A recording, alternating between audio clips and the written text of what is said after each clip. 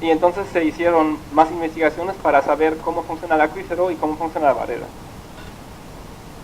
Entonces, con los primeros sondeos se había llegado a ese modelo geológico, donde el acuífero efectivo solo ocupa este ancho. Sin embargo, después se hicieron más sondeos de esta parte donde está la barrera hacia esta terraza T2 y se vio que aquí en realidad había un acuífero que se extendía mucho más allá lateralmente. La barrera estaba construida por aquí, pero acá había un acuífero que antes no se había detectado porque aquí todavía no había sondeos. De hecho, se hizo también un estudio geofísico, pero los resultados no eran muy claros y entonces no detectaron esta capa acuífero. Entonces, se cree que este sistema se formó de esa forma. Primero, se excavó un valle en estas margas azules que son la base del sistema. Luego se rellenaron con unas gravas. Luego vino un episodio donde había unas deposiciones de arcillas o de limo. Otro episodio de deposición de gravas. Y luego un episodio erosivo que corta un nuevo valle en esta secuencia de sedimentos. Y aquí, con otro episodio erosivo, se formó la actual llanura de inundación. Al principio se pensó que el valle y el acuífero solo iban en esa dirección, siguiendo el río que está por aquí. Pero se vio que hay un paleocanal que va cruzando el acuífero actual y eso naturalmente nos va a afectar el flujo en el sistema cuando tenemos una capa que va en esa dirección y otra capa que va en esa dirección. Sin embargo, aquí no se sabía muy bien si el acuífero continúa o no continúa y tampoco se sabía si este valle continúa hacia aguas arriba y hacia aguas abajo o si a lo mejor sube la base y entonces se acaba ese acuífero.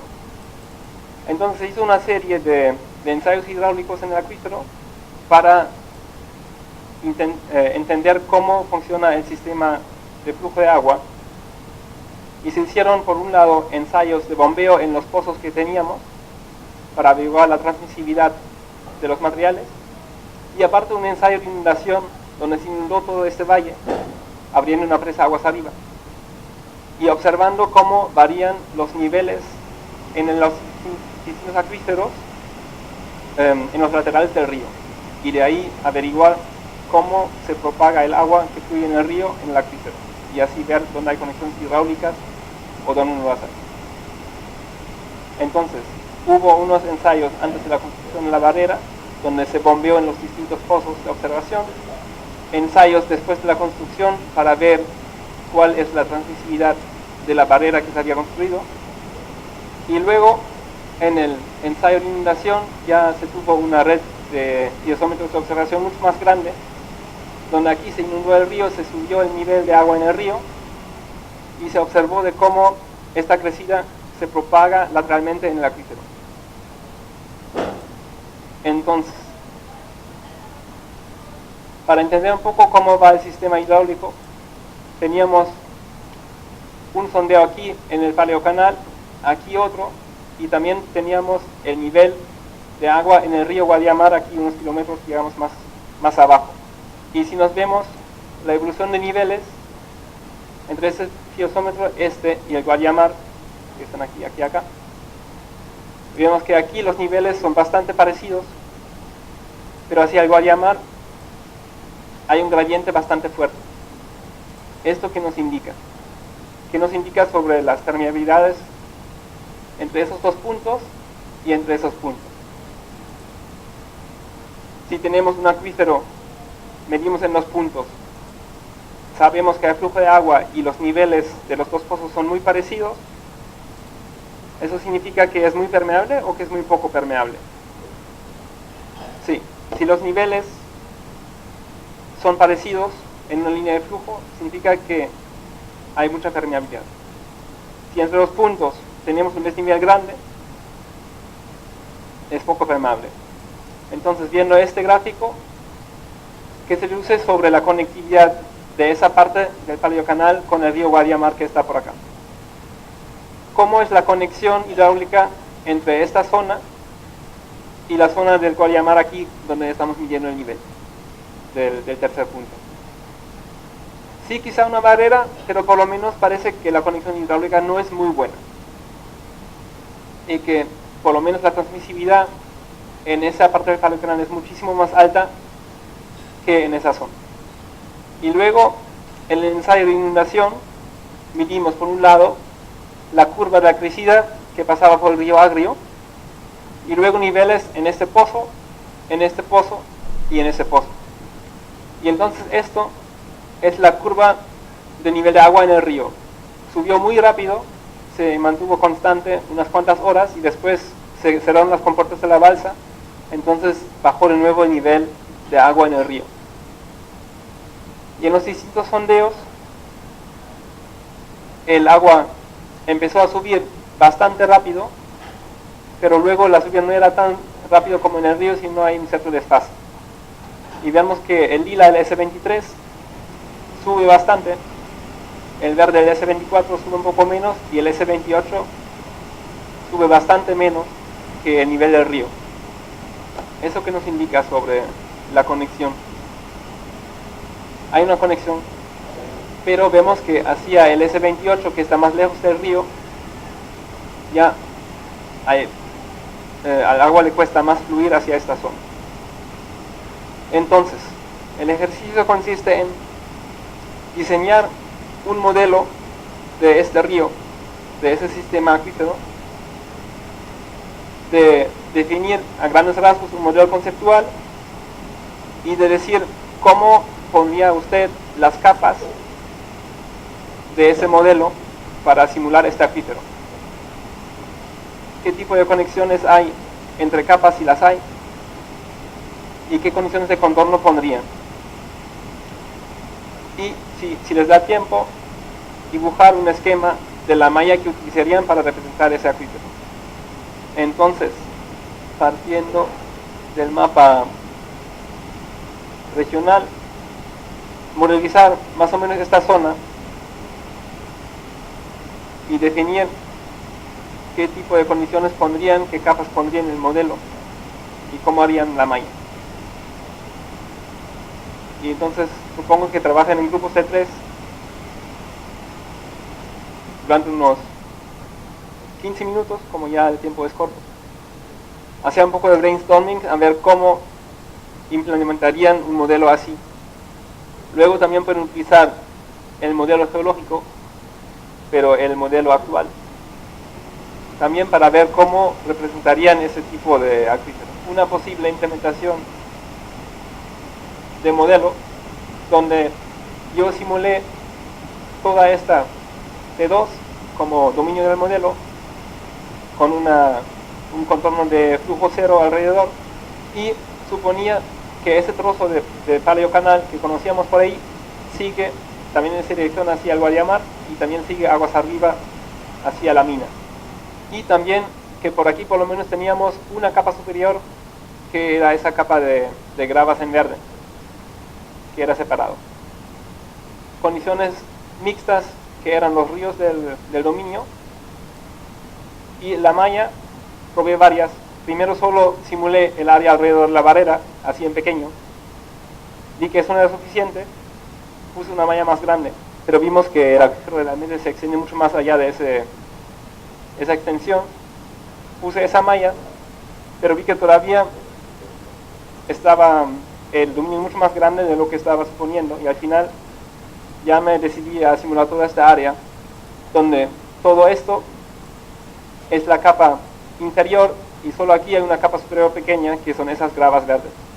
Aquí se ve la malla con una capa en toda esa área y dos capas acá, y aquí vemos que en esa capa interior se supone que eso es el paleocanal, que es muy permeable, y la zona azul es la zona de limos y malgas, que es poco permeable, y la capa superior que tiene una permeabilidad intermedia. Y luego el área de la barrera geoquímica, que estaba mucho más refinada, con una malla mucho más fina, para poder simular bien lo que pasa alrededor de esa barrera. Entonces, calibrando el modelo, en el ensayo de inundación se obtuvo ese ajuste, donde los puntitos son las medidas tanto en el río como en el acuífero a distintos puntos cuando se inunda el río y luego baja la crecida. Entonces se ve que al final ya se ajustó bastante bien los puntos medidos con la curva simulada. Y en transmisividad, eso es la zona central del modelo, aunque esa malla extiende mucho más hacia arriba y abajo. Aquí está la barrera permeable y el río. Se ve que el modelo dice que en el paleocanal la zona cercana al río es bastante permeable, pero aguas arriba y aguas abajo ya baja bastante la permeabilidad, que nos confirma lo que estábamos pensando, que probablemente hacia aquí la conectividad hacia el río Guarimar no es muy buena. Y en la capa superior se vio que tenía una transmisibilidad intermedia. Y entonces, respecto a la barrera geoquímica, ¿qué es lo que pasó? Pues nos equivocamos bastante, pusimos la barrera aquí, cuando aquí había mucho acuífero que no estaba cubierto. Pero como al principio esa barrera funcionó bastante bien, es probable que antes de las inundaciones el agua contaminada estaba sobre todo circulando por estas lavas y la capa superior, y que la conexión de esa parte contaminada con el paleocanal estaba mala, y que las inundaciones probablemente erosionaron parcialmente los limos y conectaron este acuífero superior con ese acuífero interior, de modo que la contaminación podía pasar alrededor de la barrera y entonces ya contaminar más aguas abajo. El último tema es la modelación, es el modelo geoquímico para la remediación de aguas ácidas de mina. Entonces vamos a ver otro tipo de tratamiento pasivo de aguas que todavía está en fase de desarrollo, y vamos a ver por un lado cómo funciona y por otro lado cómo se puede modelar en un modelo de reacciones químicas.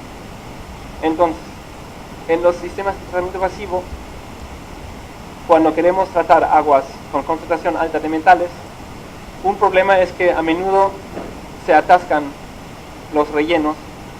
La caliza se puede cubrir con aluminio y también con hidróxido de hierro, como se ve acá, y entonces dejan de funcionar bastante rápidamente. Eso es un problema en la faja pírica, donde hay aguas muy concentradas, y me imagino que en el Perú también hay muchos sitios donde hay aguas con contaminación bastante altas. Y entonces se pueden formar capas encima de la caliza, o bien aquí de esos hidróxidos de aluminio, o esos precipitados de hierro, aquí visto en microscopio de electrones. Y entonces eso, por un lado, impide que se disuelva más la caliza y las reacciones químicas ya no están teniendo lugar, y también nos atasca el sustrato, así que ya el agua ni pasa a través del sistema de tratamiento. Entonces se trató de desarrollar un relleno para tratamiento pasivo que funcione también con concentraciones altas, que se disuelva más rápido y que no pierda tanto la permeabilidad. Entonces, si queremos aumentar la reactividad, queremos aumentar la superficie de mineral en contacto con el agua para que las reacciones químicas pasen más rápido. Para aumentar la superficie de un medio granular, ¿qué podemos hacer? Molerlo. Sí, usar granos más pequeños.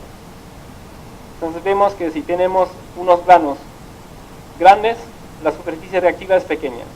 Si lo disminuimos, el tamaño del grano, nos aumenta mucho la superficie reactiva y entonces la velocidad de disolución. Entonces sería bueno tener un sustrato reactivo de grano fino para que se disuelva rápido. Sin embargo, un sustrato fino, ¿qué problema tiene para el flujo de agua? Tiene una permeabilidad baja, tiene poros pequeños, y para tener un sustrato bien permeable, de hecho nos interesa tener un sustrato más bien grueso. Entonces queremos por un lado algo reactivo fino, por un lado algo poroso o grueso. ¿Qué hacemos para tener los dos? Pensé, vamos a utilizar por un lado un sustrato reactivo de grano fino, pero vamos a mezclarlo con algo que me crea un espacio con poros grandes y que no reaccione. Entonces, utilicé por un lado como reactivo alcalino una arena caliza de tamaño bastante pequeño, de hasta 5 milímetros, y lo mezclé con virutas de madera que me crean un espacio poroso bien grande donde se dispersa esta arena caliza, y entonces tengo mis granos de caliza repartidos en el reactor y tengo poros grandes por donde puede circular el agua. Se probó primero en unas columnas de laboratorio y aquí se ve cómo reacciona cuando circula agua con aluminio y hierro. Entonces, después de pocos días, ya aquí precipita el hierro, pero el agua sigue circulando a través de la columna. Se probó con una agua de un sitio en España, en Andalucía, que tenía pH 3.7, muchísimo zinc, bastante hierro, bastante aluminio y también otros metales trazas, y una acidez de 2.300 miligramos litros en carbonato cálcico. Entonces ya es una agua relativamente ácida, que hay que añadir 2.3 gramos de caliza a cada litro para neutralizarla. Aquí vemos cómo evoluciona el sustrato. El día 1 el hierro se precipitaba solo en superficie. Después de un mes ya hay un volumen importante del sustrato donde está precipitando el hierro. Después de 2 meses, aquí notamos 2 colores o 3 colores: el marrón del hierro, aquí el beige del sustrato que no ha reaccionado, y aquí hay una zona que es más blanquecina. Ahí, ¿qué puede estar pasando? El aluminio. Entonces ahí posiblemente nos está precipitando el aluminio, y el aluminio llega más lejos en la columna que el hierro, pero en algún momento también se para. Después de 4 meses avanzan esos frentes. Después de 7 meses, de nuevo vemos aquí este área blanco delante del área marrón, y después de 11 meses vemos que tenemos una zona ancha donde ha precipitado el hierro y una zona más estrecha donde ha precipitado el aluminio. También se sacaron muestras de dentro de la columna a varias profundidades para analizar el agua, para ver cómo evoluciona la química en la columna con el tiempo. Entonces, en las primeras 4 semanas, el pH del agua de entrada era 2.8, y a 3 centímetros de profundidad ya subió a pH 6. Y a través del sustrato se mantenía bastante constante, y luego en el decantador subió un poco más el pH. Luego, con el tiempo, el aumento de pH era más gradual y necesitaba recorrer más recorrido del agua para alcanzar pHs altos, pero igual a la salida se llegaba a un pH 5,5, 6, y se ve que cada vez al agua le cuesta más aumentar pH. Entonces parece que esa parte está cada vez más agotada, pero que aquí todavía nos queda sustrato reactivo. Si lo comparamos con los perfiles de calcio, también vemos que al principio el calcio aumenta directamente de la entrada hasta los primeros centímetros, y luego el aumento es más gradual. Y vemos que entonces el aumento de pH se debe a la disolución de calcita, y cada vez la calcita se disuelve a más profundidad. En los perfiles de hierro ferroso y hierro férrico, vemos que el hierro ferroso no cambia mucho a lo largo de la columna, que no hubo mucha eliminación de hierro ferroso. Lo que es de esperar, porque hemos visto que el hierro solo precipita el ferroso a pH 8 que no alcanzamos en esta columna. Sin embargo, el hierro férrico entraba a 100 o 200 miligramos litro, y la gran parte ya precipitaba en los primeros pocos centímetros, cosa que también hemos visto visualmente, dado que la capa marrón se formaba en esos primeros centímetros. Si comparamos la evolución de aluminio y del hierro, vemos que al principio tanto el hierro como el aluminio precipitan en los primeros pocos centímetros, pero con más tiempo en el experimento se ve que el aluminio poco a poco llegaba más lejos en la columna, y todavía se detectaba algo de aluminio a más profundidad. Y después de un tiempo hubo un fenómeno interesante, que el aluminio entraba a unos 100 miligramos litro, y aquí a 3 centímetros se medían 150 miligramos. Y solo aquí más en profundidad se eliminaba todo ese aluminio. Ahí, ¿qué es lo que puede estar pasando? ¿Cómo puede aumentar la concentración de aluminio en un sistema así? Sabiendo que al principio en esta capa me precipitaba tanto hierro como aluminio. Intercambio catiónico, en ese caso no había ni arcillas ni otros intercambiadores. Aquí se acumuló una capa de precipitados de aluminio y de hierro, e iba entrando más agua ácida, y se estaba agotando la caliza. Sí, aquí se agotó la caliza. Entonces en esa zona donde antes había pH alto y precipitados de aluminio y de hierro, empezó a bajar de nuevo el pH cerca de la superficie, y llegó a un punto donde el pH en el sustrato era tan bajo que de nuevo se vuelve a disolver el aluminio que se había precipitado. Entonces aquí llegaba el aluminio del agua de entrada y además se disolvía hidróxido de aluminio, creándome concentraciones altas en esa zona. Esto migraba hacia abajo y de nuevo llegaba a lugares donde había caliza y donde había el pH alto. Entonces otra vez precipitaba el aluminio y baja la concentración disuelta. Y eso seguía ocurriendo durante el experimento. Y si vemos los perfiles de zinc, vemos que es parecido al hierro 2, que no hay mucha eliminación de zinc en esa columna, dado que el pH que se alcanza es solo 5,5 o 6 y todavía no precipita el zinc. Sin embargo, el cobre sí que se eliminó, pero más gradualmente. Entonces parece que eso no fue un efecto de pH, sino un efecto de absorción encima de la caliza en la columna. Y lo mismo pasaba con el plomo. Después de un año se desmontó la columna y se analizó la composición química de las fases sólidas. Que el sustrato inicial tenía calcio y tenía carbonato. Y vemos que después de un año en superficie ya casi todos tenemos hierro y algo de azufre. Entonces se vio que en esa parte se había disuelto por completo la caliza y se había reemplazado por precipitados de hierro. Entonces eso lo llamamos fantasmas de caliza. En la capa de aluminio se vio que también había unos granos en forma de grano de caliza, pero estos en el centro todavía contenían calcio. Entonces ahí había caliza. Luego había una capita que tenía calcio y sulfato. ¿Eso qué es? Yeso. Y no se ve muy bien aquí, pero hay una capa exterior que contiene azufre y aluminio. Entonces ahí se habían precipitado unos hidroxisulfatos de aluminio en la zona donde acumulaba el aluminio. Entonces teníamos varias zonas de reacción, una de acumulación de hierro, otra de acumulación de yeso y aluminio. Y también se investigó la permeabilidad hidráulica, que al principio era bastante alta y luego iba bajando poco a poco, sobre todo en superficie y luego también un poco en la parte media. Pero el sustrato se mantenía permeable durante mucho tiempo. Y se hizo también otra columna de flujo más bajo que tenía una evolución relativamente similar.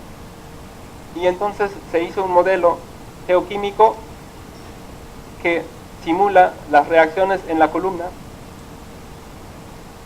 y se ve que el modelo ajusta bastante bien los pHs, donde el agua entra con pH ácido y luego va aumentando hacia la salida, y las concentraciones disueltas también ajustan bastante bien, donde por ejemplo aquí aumenta el calcio con la distribución en calcita, el aluminio entra aquí a concentración constante, luego aumenta en esa área donde se disuelven los precipitados y después vuelve a bajar, y el hierro también se elimina tal como se había observado también en el experimento.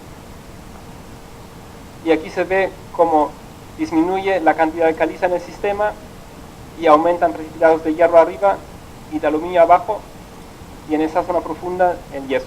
para caracterizar nuestras aguas de mina nos hace falta no solo saber las concentraciones de contaminantes, sino también los caudales.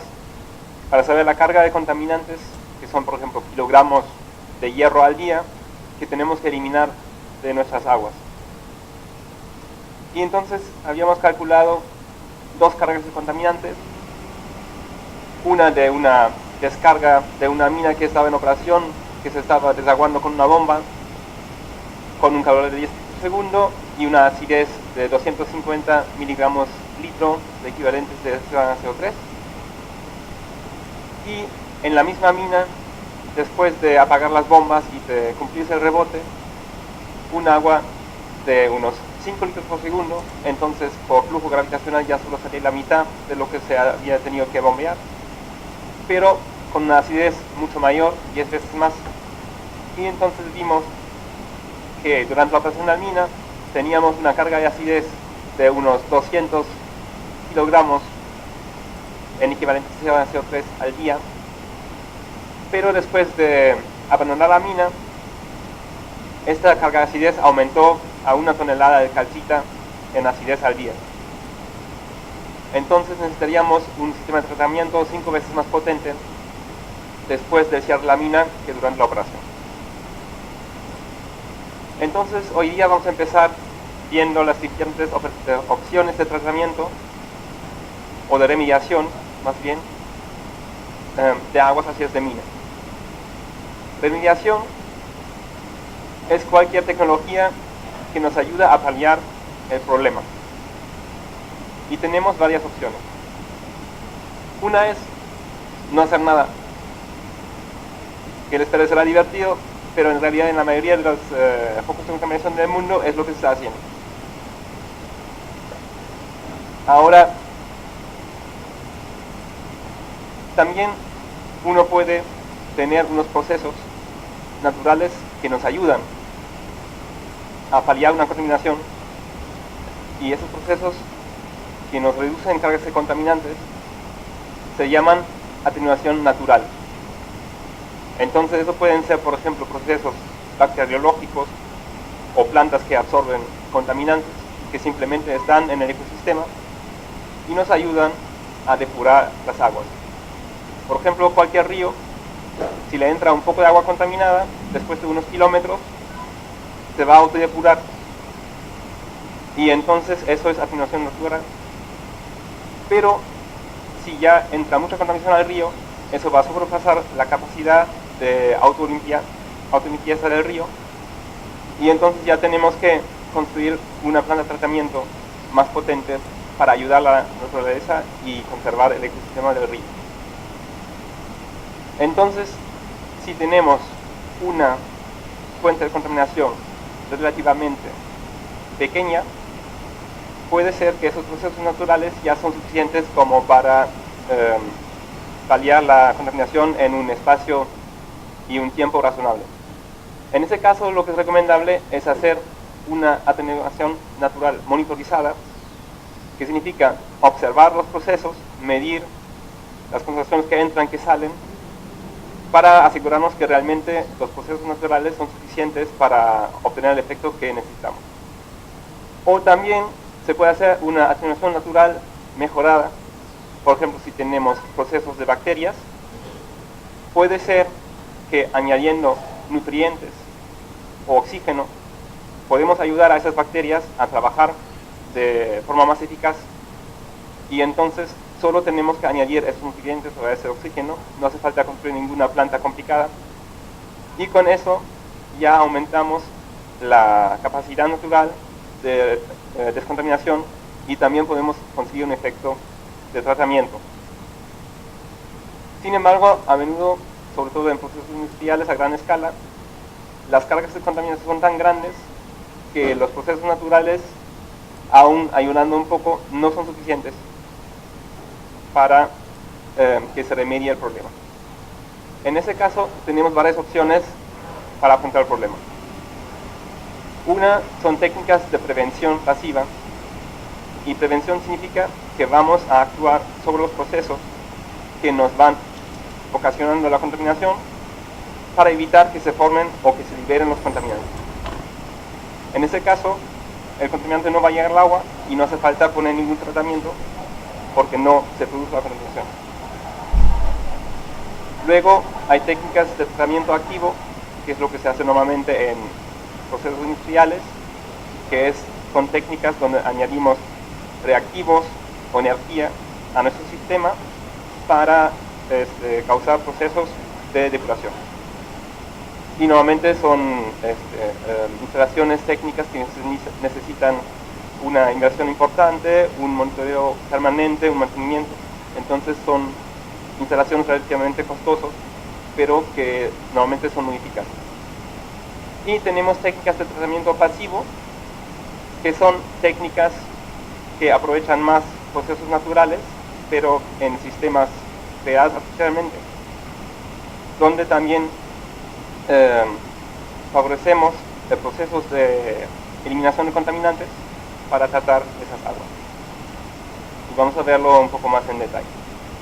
La atenuación natural normalmente es un proceso bastante lento. Entonces, las aguas, tanto superficiales como subterráneas, normalmente tienen un cierto poder de autolimpieza. Por ejemplo, aquí vemos las concentraciones en una mina en Estados Unidos con concentraciones de sulfato. Y vemos aquí en los puntos los promedios a lo largo de unos 12 años, y esa área verde son las máximas y mínimas de sulfato que se observan en cada momento. Y es una mina que se abandonó en el 68 y vemos que la tendencia es a la baja. Entonces, poco a poco, la atenuación natural nos va eliminando esta contaminación de sulfato, pero vemos que después de 12 años todavía estamos en unos 1000 miligramos de sulfato, cuando hemos empezado en 2000, así que todavía nos queda la mitad, y todavía es 4 veces más de sulfato de lo que es permitido para agua potable. Entonces, puede ser una opción, pero tenemos que saber que es una opción que actúa de forma muy lenta. En la remediación tenemos varias opciones. Uno es la prevención, y si hablamos de drenaje ácido, la prevención pasiva normalmente son técnicas que intentan parar la generación de aguas ácidas. Para parar la generación de aguas ácidas, ¿qué podemos hacer? Si hacemos una cubierta de agua, la difusión de oxígeno a través del agua es mucho más lenta que la difusión de oxígeno a través del aire. Entonces, si tenemos aquí una pila de desmonte, si está lleno de aire, el oxígeno llega muy fácilmente a la pilita y oxida muy rápido. Si lo cubrimos con agua de un espesor suficiente, entonces el transporte de oxígeno a través del agua hacia el residuo es muy lento, y entonces la oxidación va a ser muy lenta y la liberación del contaminante va a ser muy lenta. Una cubierta de materia orgánica o de arcilla sí puede parar el oxígeno o puede parar el agua. ¿Y eso también para qué? Para evitar la reacción. Porque lo que necesitamos para aguas ácidas son pirita, agua y oxígeno. Si faltan uno de los tres, no hay aguas ácidas. Entonces paramos el oxígeno, no hay aguas ácidas. Paramos el agua, no hay aguas ácidas. Si podríamos parar la pirita estaría bien, pero como ya está allí, es mucho más difícil. Entonces tenemos sobre todo esas dos opciones para la prevención, y así evitamos que se nos forme agua ácida que luego tenemos que tratar. Si no podemos parar la generación de aguas ácidas, tenemos que instalar alguna técnica de tratamiento de esas aguas. Y entonces tenemos la opción o bien de usar tratamientos activos, que son las plantas de depuración convencionales, o tratamientos pasivos, que pueden ser, por ejemplo, para aguas superficiales humedales, donde las plantas y el sustrato orgánico en el humedal nos eliminan contaminantes. O si tenemos un problema de aguas contaminadas en el subsuelo, también pueden ser barreras reactivas permeables, donde el agua contaminada pasa a través de una zona de un material reactivo, y en esa zona reaccionan los contaminantes, se retienen, y lo que sale de la barrera son aguas más limpias. Primero, la remediación pasiva, según el proyecto Pyramid, que fue un proyecto europeo sobre tratamientos pasivos, que lo lideró la Universidad de Newcastle, sobre el 2003. Según ese proyecto, la remediación pasiva es una intervención de ingeniería que evita, disminuye y o trata las aguas contaminadas, utilizando exclusivamente fuentes de energía naturalmente disponibles, por ejemplo, gradiente topográfico, flujo gravitacional, energía de metabolismo de bacterias y otros microbios, fotosíntesis. Entonces son energías que, digamos, vienen directamente de la naturaleza, que no tengo que aportar, por ejemplo, por electricidad o con combustibles fósiles. Y técnicas que solo requieren un mantenimiento poco frecuente, aunque estas técnicas también necesitan mantenimiento, para operar con éxito durante toda su vida útil. Entonces, eso siempre para técnicas pasivas, opuestas a las activas, donde normalmente tenemos un aporte continuo de reactivos artificiales y de energía artificial. Eso puede ser interesante para minas abandonadas, donde ya no hay mucha infraestructura, a lo mejor ya no hay línea de detención alta, o no hay mucho acceso, entonces es difícil de hacer un mantenimiento diario, pero a lo mejor se puede ir cada mes para ver si todavía funciona. Entonces esas técnicas son interesantes, por ejemplo, para esa situación. Y como hemos visto, eso incluye la prevención pasiva, que nos evita deformar la contaminación, o el tratamiento pasivo, que nos va a tratar la contaminación que ya se ha creado.